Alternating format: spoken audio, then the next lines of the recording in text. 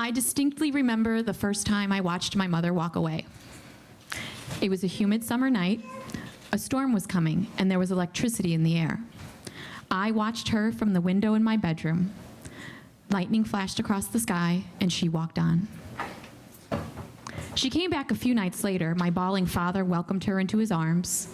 I remember thinking how much she likes this attention, how much she likes being cried over, how easily she manipulates.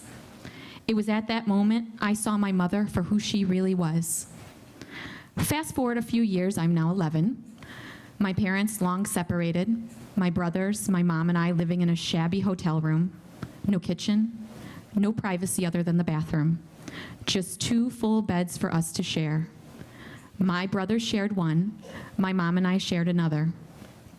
Since more times than not, my mother didn't come home, I got the bed to myself. Where was my mother during these nights away? At some bar or her boyfriend's house, but not home, not with us, not where she should have been. A few months passed in these living conditions, and my brothers decided to go live with a family friend. I was offered the chance for a more stable life, but I refused. Who would watch out for my mom if I left her? Who would make sure she was safe? So I stayed with her. We eventually moved into a small 1-bedroom apartment.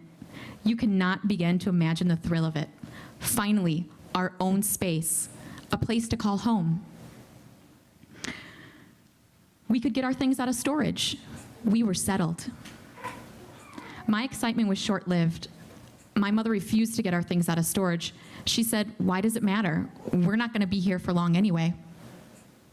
We slept on piles of blankets. Our dressers were trash bags or the bedroom floor. She was gone more often those days, and I guess she figured I was safer in this apartment than a hotel room. So she was rarely home. We lived in the suburbs, and she often hung out in the city. Many times a week, I would take 2 buses, a 45-minute trip from our apartment to the bar she was at, and beg her to come home. Sometimes I would call before I went and beg the bartender to speak to her. She always told them to tell me she wasn't there.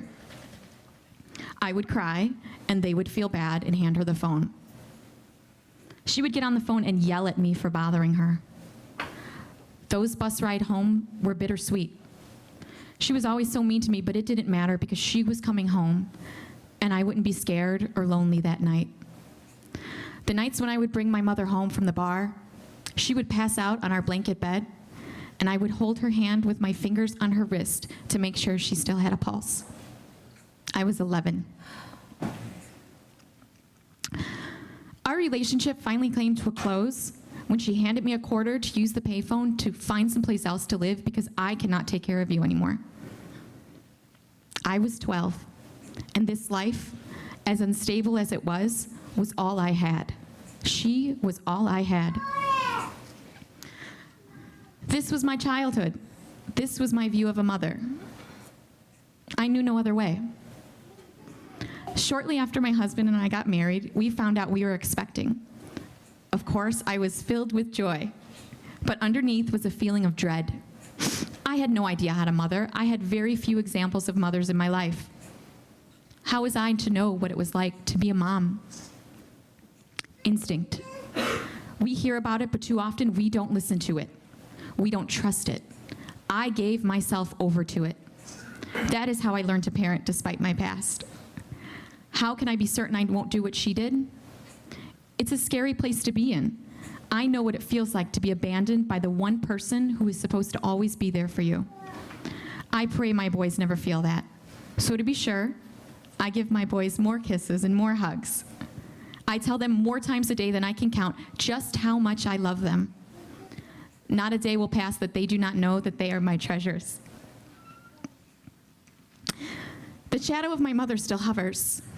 When I get frustrated and need a break, I wonder, is this how it started with her? Did one break turn into many until it was just one constant break from me?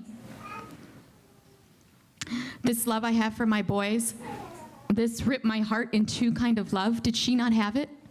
Was she not capable of it? I cannot imagine how she could have walked away. I've come to the conclusion that a part of her must have been broken.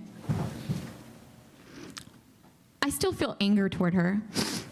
I wonder what life would have been like if I would have had a real mom. Mostly, though, I just feel sorry for her. I know the kind of love that children can give. It's pure love. Regardless of the mistakes you make, children will love you with all of their heart. I wish she would have known that, and I wish that would have been enough.